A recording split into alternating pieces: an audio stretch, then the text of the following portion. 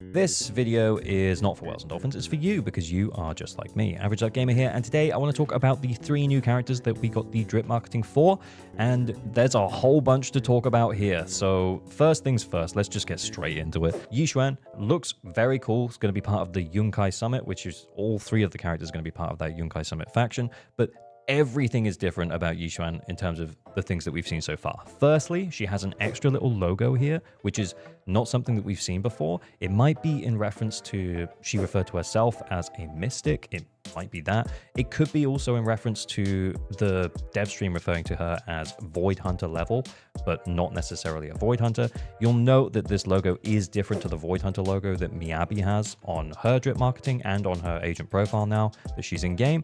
And I think, if I'm totally honest, that she might be our big character for Season 2, and she's coming right at the start of 2.0. But there's a part of me that's really hoping that we also get another Void Hunter from a Lord perspective a little bit later on, or potentially Yixuan actually becomes a Void Hunter a little bit later on.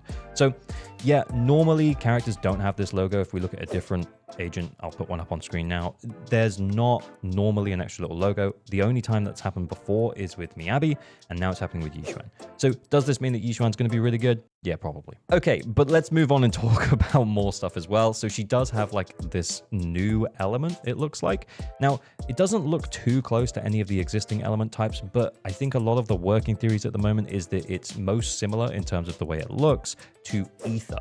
So the working theory is that if Miyabi got Frost, which was like Ice 2.0, Ice Pro Max, that this new element that we're going to get is Ether 2.0 or Ether Pro Max, which I'm kind of okay with the idea of that. It also means that we can pre-farm chips, because the other option is that it's just an entirely new element.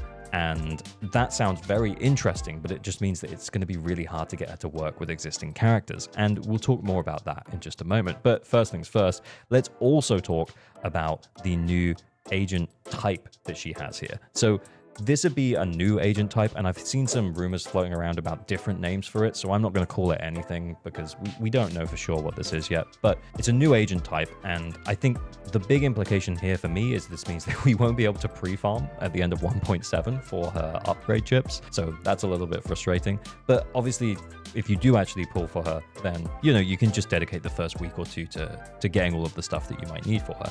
And then secondarily, though, 2 big issues I have with the new agent type is that, firstly, how is she going to integrate with other characters? So other characters might have things built into their kit where they want to work with other anomaly agents or stun agents or something like that. So I'm wondering if maybe, kind of like the way that Ice works for Miyabi, if this is some kind of Pro Max version of like Anomaly, or Pro Max version of Stun, or Pro Max version of Attack. And I wonder if it might still allow you to work with specific characters who have things built into their kit, like a Stun agent who has something built into their kit where they want to work with Attack agents. And that would be okay for me. But if it's entirely a new thing, then I think it means that Yixuan has to be really, really strong for us to pull for her, because she's probably not going to work with our existing characters if that's the case. Now, the other implication that I have with this agent typing issue is that potentially we could have some problems with this agent typing in terms of engines, in terms of weapons, because the weapons that we have available in game right now are tied to specific agent types like Attack or Stun or Anomaly or whatever it might be. And that means that if we're getting this new character in, then we're probably going to be getting a new S rank engine with her, of course. That's the normal way. That's the normal way that these things work. So I just hope that the new A rank options that we also get are kind of good enough that we don't have to worry about that. In reference though to her like maybe being a Void Hunter, yeah, this logo is different to the other ones. Who knows what it means right now. She could be our most powerful character in Season 2, kind of like Miyabi was in Season 1. It also could be that they want to introduce a Void Hunter later, and this is just a separate thing that they're doing to kind of hype up Yixuan, which, to be honest, I'm okay with. I think the fact that she's all different and it's completely new and fresh is exciting to me as a player and enjoyer of Zenless Zone Zero. But I wanted to talk about my hesitation first, just so that we are all on the same page in terms of, well, this could potentially be a problem. But I do think that we can set ourselves up for the expectation that she's at least going to be pretty strong, considering the lore that we have already had around her. As strong as the button that's holding everything together? Well, that remains to be seen. In just a moment, we're going to move on and talk about Jufufu and Po, but just before then, this is your reminder that you probably aren't subscribed. Liking and subscribing really helps support creators like me on YouTube. You can also drop me a follow over on Twitch and join the Discord. It's a fun, chill place where you can ask for help. Okay, moving on. Let's talk about the other S rank that we have, which is Jufufu.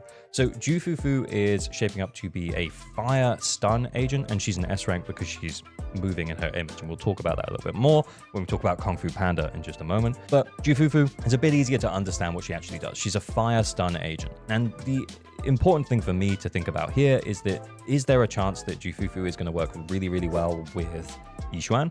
And I think the answer is probably yes. So what seems to be happening recently is that lots of agents run back to back together who work really, really well together. We had Trigger and Sambi, we had Evelyn and Astra, and it's become a trend where they run these characters back to back together that work really, really well together. And currently on Banner, we have Vivian rerunning with Jane. So they're just putting two characters that work really, really well together in one patch because they're able to rerun one of them.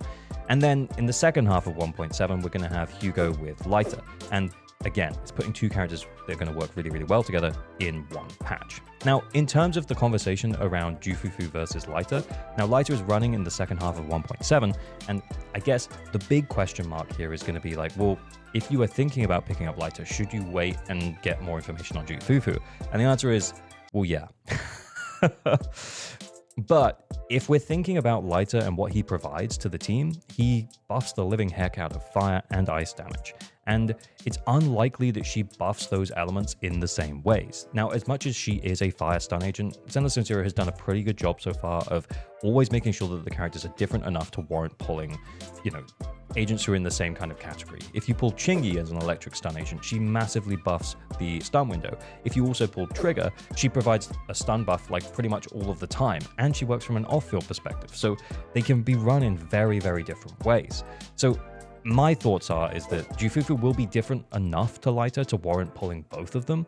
However, whatever she does could be similar to Lighter in some way. So if she buffs fire in a similar way to the way that Lighter does, but then doesn't buff ice, but maybe she provides a bigger buff to the stun window, or maybe she does something else as well, or maybe she doesn't buff fire at all, maybe she just buffs the stun window, kind of like Chingy, or maybe she, there's a whole bunch of different things that she could do that would make her different to Lighter. So there might still be a way that you can work with both of them or use both of them, but I guess the big thing from me is to say, if you've been thinking about Lighter for your Evelyn, for example, who is a fire agent, it might be a moment to just hit pause on pulling Lighter until we get more information on Jufufu. Because remember, in the second half of 1.7, that second half of 1.7 will be when we get a lot of information. We'll have the live stream about these new characters and we'll find out what it is that they're supposed to do.